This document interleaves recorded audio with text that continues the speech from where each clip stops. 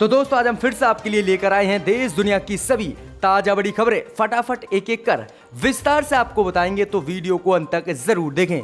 दोस्तों वीडियो बनाने में हमें काफी मेहनत लगी है, तो वीडियो को लाइक जरूर कर दें। जी दोस्तों, पहली बड़ी खबर में आपको बताएंगे कि निजामुद्दीन मरकज को लेकर मोदी सरकार को दिल्ली हाई कोर्ट से तगड़ा झटका। कोर्ट ने फटकार लगाते हुए 5 दिन के अंदर निजामुद्दीन मरकज की चाबी मौलाना साद को सौंपने का दिया है आदेश। मोदी की बड़ी मुश्किलें। इस बीच अगली खबर में आपको बताएंगे जो बिग ब्रेकिंग न्यूज सामने निकल कर आ रही है कि गृह मंत्री अमित शाह की एक बार फिर से तबीयत हुई खराब। अनन फनन में रात 11 बजे अस्पताल में कराए गए हैं भर्ती। इस बीच अगली खबर में आपको बताएंगे कि बहरीन और इजराइल शांति समझौते पर भड़का ईरान, बताया डोनाल्ड ट्रंप का शर्मनाक कदम। कहा अब बहरीन और इजराइल को भी सिखाएंगे सबक। तो तगड़ा झटका ईरान ने दिया है बहरीन और इजराइल को। इस बीच अगली खबर में आपको बताएंगे कि राहुल गांधी ने कोरोना महामारी के बढ़ते मामलों को लेकर फिर से बोला मोदी पर हमला। कहा देश को मुसीबत की खाई में ढकेलकर मोदी कहते हैं कि देश में सब चंगासी। इस बीच अगली खबर में आपको बताएंगे कि अर्नब गोस्वामी की बड़ी मुश्किलें। रिपब्लिक टीवी पर महाराष्ट्र में बैन लगाने का शिवसेना ने सुना दिया आदेश। अब बैन हो जाएगा रिपब्लिक टीवी महाराष्ट्र में। इस बीच अगली खबर में आपको बताएंगे कि मोदी सरकार की बड़ी मुश्किलें। चीन पाक की खुफिया मिशन का हुआ खुलासा। पिछले 5 सालों से बना रहे हैं दोनों ही देश खतरनाक जैविक हथियार, पूरी दुनिया को इनका पता ही नहीं। बड़ा खुलासा हुआ है। इस बीच अगली खबर में आपको बताएंगे कि इलाज के लिए विदेश रवाना हुई कांग्रेस अध्यक्ष सोनिया गांधी। राहुल गांधी भी गए साथ। वहीं सदन के मानसूनी सत्र में शामिल नहीं होंगे कांग्रेस के दोनों ही दिग्गज नेता। वहीं अगली खबर में आपको बताएंगे कि कांग्रेस ने किया है बड़ा खुलासा। यूपी में बेगुनाह मुसलमानों पर गौकशी के आरोप में एनएसए और गुंडा एक्ट लाकर जेल में डाल रही है योगी सरकार। वहीं मायावती ने भी स्कूल के बच्चों की फीस माफ करने को लेकर मोदी और योगी सरकार को घेरा है। तो सभी खबरों को विस्तार से आज आपको बताएंगे, तो वीडियो को अंत तक जरूर देखें। इसी बीच पर तो दोस्तों पहली बड़ी खबर की ओर, तो निजामुद्दीन मरकज को लेकर दिल्ली हाई कोर्ट से मोदी सरकार को तगड़ा झटका। कोर्ट ने दिया आदेश 5 दिन के अंदर निजामुद्दीन मरकज की चाबी मौलाना साद के परिवार को सौंपे मोदी सरकार। जहां दोस्तों आपको बता दें कि दिल्ली की अदालत ने दिल्ली पुलिस और मोदी सरकार को निजामुद्दीन मरकज के रिहायशी हिस्से की चाबी तबलीगी जमात के प्रमुख मौलाना साद के परिवार को सौंपने का निर्देश दिया है। जी दोस्तों आपको बता दें कि कोरोना महामारी के दिशा निर्देश का उल्लंघन कर धार्मिक कार्यक्रम में हिस्सा लेने के लिए कई लोग के खिलाफ मोदी सरकार ने मामला दर्ज किया था, और इसके बाद निजामुद्दीन मरकज का जो ऑफिस था, जो बिल्डिंग थी, उसको मोदी सरकार ने बंद कर दिया था। वहीं आपको बता दें कि दिल्ली की अदालत ने फैसला सुनाते हुए मोदी सरकार को फटकार लगाती हुई कही है कि 5 दिन के अंदर मोदी सरकार निजामुद्दीन मरकज की चाबी मौलाना मोहम्मद साद के परिवार को सौंपे, नहीं तो उनके खिलाफ कड़ी कार्रवाई की जाएगी। कोर्ट ने कहा है कि तबलीगी जमात को सिर्फ कोरोना महामारी फैलाने का एक मुख्य जिम्मेदार बताया था, लेकिन कोरोना महामारी और तरीके से फैली, सिर्फ उनको बदनाम किया गया है। तो किस तरह से दिल्ली हाई कोर्ट ने भी ये फटकार लगा दी है मोदी सरकार को, और 5 दिन का समय दिया है कि 5 दिन के अंदर निजामुद्दीन मरकज की चाबी मौलाना साद के परिवार को पुलिस और दिल्ली की मोदी सरकार सौंपे। तो एक तगड़ा झटका दिल्ली हाई कोर्ट से लगा है। इसी बीच पर तो दोस्तों अगली खबर की ओर, जो बिग ब्रेकिंग न्यूज सामने निकल कर आ रही है कि गृह मंत्री अमित शाह की एक बार फिर से बिगड़ी तबीयत। अनन फनन में रात 11 बजे कराए गए अस्पताल में भर्ती। 31 अगस्त को ही हुए थे अस्पताल से डिस्चार्ज। दोस्तों आपको बता दें ये बिग ब्रेकिंग न्यूज सामने निकल कर आ रही कि देश के गृह मंत्री अमित शाह की एक बार फिर से तबीयत बिगड़ गई है, और तबीयत इतनी ज्यादा बिगड़ी है कि अनन फनन में रात 11 बजे अमित शाह को दिल्ली के एम्स में भर्ती कराया गया है। जी दोस्तों आपको बता दें कि अमित शाह पहले कोरोना महामारी से संक्रमित हो गए थे, जिसके बाद 31 अगस्त को ही स्वस्थ होकर वह एम्स से वापस लौटे थे। लेकिन आपको बता दें कि अब खबर सामने निकल कर आ रही कि देर रात फिर से जो है अमित शाह की तबीयत खराब हो गई है और उन्हें सांस लेने में दिक्कत है, जिसके बाद अनन फनन में उन्हें एम्स में भर्ती कराया गया है। तो ये बड़ी खबर सामने निकल कर आ रही है कि गृह मंत्री अमित शाह तबीयत खराब हो गई है बहुत ज्यादा और अनन फनन में अस्पताल में भर्ती कराए गए हैं। इसी बीच बढ़ते दोस्तों अगली खबर की ओर, तो अब बहरीन और इजराइल शांति समझौते पर भड़का ईरान, बताया शर्मनाक कदम, कहा नहीं मानेंगे इस डोनाल्ड ट्रंप के इस शांति समझौते को। जी दोस्तों आपको बता दें कि ईरान ने अब इजराइल के साथ शांति समझौता करने के लिए बहरीन की निंदा की है। ईरानी विदेश मंत्रालय ने इस समझौते की कड़ी निंदा करते हुए ये खाड़ी अरब देशों का शर्मनाक कदम बताया है। राष्ट्रपति डोनाल्ड ट्रंप ने शुक्रवार को कहा था कि यूएई के बाद अब बहरीन और इजराइल के साथ शांति समझौता कराने जा रहा हूं। अब इसी बयान को लेकर ईरान बुरी तरह से भड़क गया है।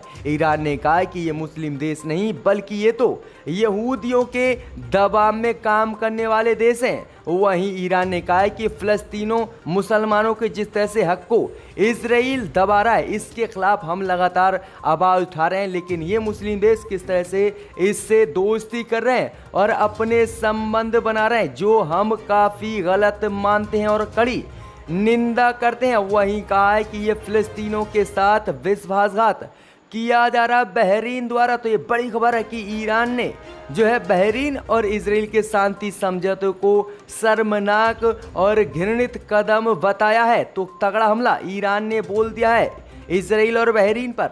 इसी बीच पर तो दोस्तों अगली खबर की ओर, तो राहुल गांधी ने एक बार फिर से मोदी सरकार पर बोला कोरोना को लेकर जोरदार हमला, कहा देश को मुसीबत की खाई में डालकर मोदी कहते हैं सब चंगा सी। जी दोस्तों आपको बता दें कि कांग्रेस के पूर्व अध्यक्ष राहुल गांधी ने देश में कोरोना महामारी के मामले जो लगातार बढ़ रहे हैं, इसी को लेकर मोदी सरकार पर फिर निशाना साधा है। राहुल गांधी ने कहा है कि कोरोना के खिलाफ मोदी सरकार की पूरी तैयारी वाली लड़ाई ने भारत को मुसीबतों की खाई में ढकेल दिया।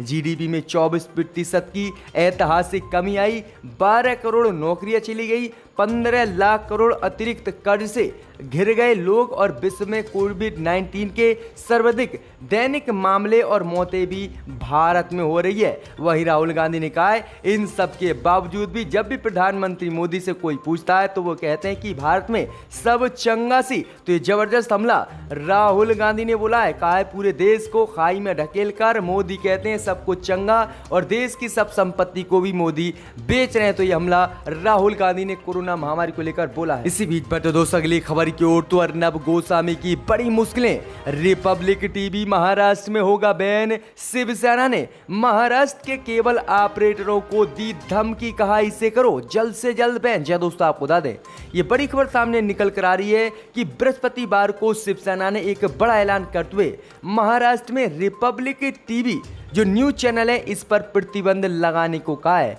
जय दोस्तों आपको बता दें कि मीडिया नेटवर्क को धमकाते हुए शिवसेना ने कहा है कि महाराष्ट्र के स्थानीय सभी केबल ऑपरेटर को हमारी धमकी या फिर हमारी चेतावनी है कि रिपब्लिक टीवी का प्रसारण महाराष्ट्र में नहीं होना चाहिए।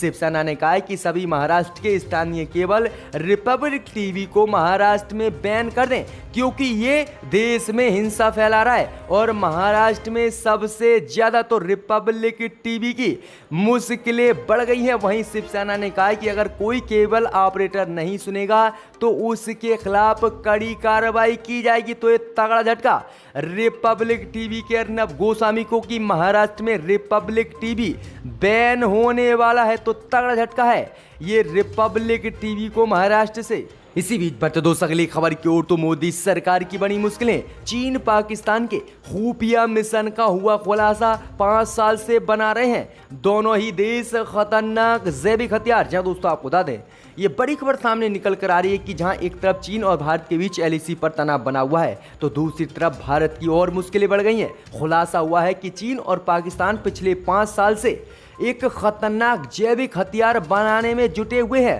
और पूरी दुनिया को इसका पता भी नहीं है। जब दोस्तों आपको बता दें कि पूरी दुनिया में एक तरफ दोनों ही देश सड़क निर्माण और इकोनॉमिक कॉरिडोर बनाने का दिखवा कर रहे हैं, तो वहीं दूसरी तरफ दोनों ही देश मिलकर जैविक हथियार बनाने में लगे हुए हैं। इसके बारे में ऑस्ट्रेलिया की वेबसाइट ने खुलासा किया है, जिसके बाद पूरी दुनिया में हड़कंप मच गया है। रिपोर्ट में दावा किया गया है कि चीन और पाकिस्तान ने पिछले ही महीने दुनिया से छुपकर आपस में 3 साल की एक डील की है, जिसके तहत चीन की वुहान इंस्टीट्यूट ऑफ वायरोलॉजी में जैविक हथियारों को बनाने का समझौता दोनों देशों के बीच हुआ है। इतना ही नहीं, इस खबर का सबसे बड़ा खुलासा यह है कि चीन की वुहान लैब पाकिस्तान के साथ मिलकर 2015 से ही खतरनाक बैक्टीरिया वायरस पर प्रयोग कर रही है और ये दोनों ही देश पिछले 5 साल से दुनिया और भारत के खिलाफ खतरनाक जैविक हथियार बना रहे हैं। तो तगड़ा खुलासा हुआ है और मोदी सरकार को इससे सबसे ज्यादा खतरा है।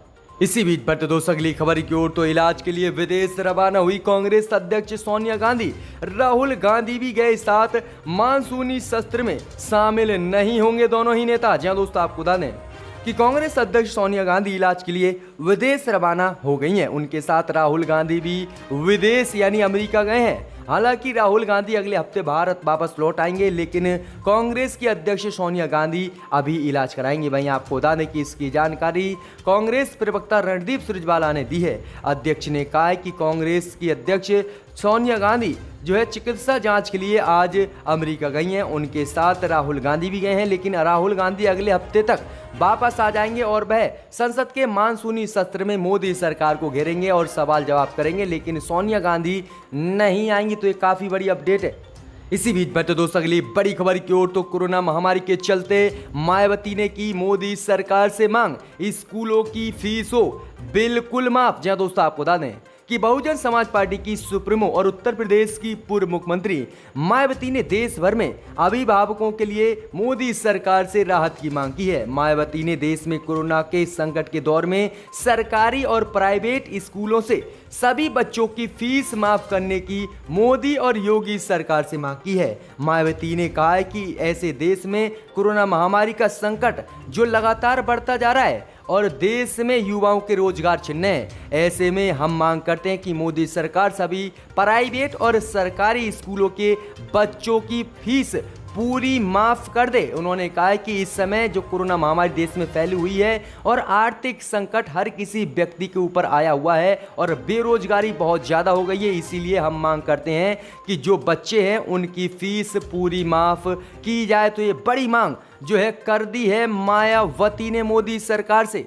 इसी बीच बढ़ते दोस्तों अगली खबर की ओर, तो योगी सरकार पर कांग्रेस ने किया बड़ा खुलासा। कहा बेगुनाह मुसलमानों पर एनएसए लगा रही है योगी सरकार। जहां दोस्तों आपको बता दें ये बड़ी खबर सामने निकल कर आ रही कि जिस तरह से मुसलमानों पर एनएसए लगाकर योगी सरकार उन्हें जेल में डाल रही है, अब इसी को लेकर कांग्रेस ने बड़ा खुलासा करते हुए आरोप लगाया है कि बेगुनाह मुसलमानों को गौकसी कानून में फंसाने और उन पर एनएसए और गैंगस्टर लगाकर जेल में योगी सरकार डाल रही है। वहीं आपको बता दें कि अल्पसंख्यक कांग्रेस के प्रदेश चेयरमैन शहनवाज आलम ने यह बयान जारी किया है। उन्होंने योगी सरकार पर लगाया आरोप। आलम ने कहा है कि 19 अगस्त तक कुल 139 लोगों पर लगे एनएसए में से 76 उन लोगों पर एनएसए लगा है जिन्हें पुलिस ने गौकसी के आरोप में उत्तर प्रदेश में पकड़ा है। वहीं 13 लोगों पर संविधान विरोधी नागरिकता कानून का विरोध करने के कारण एनएसए लगाया गया है।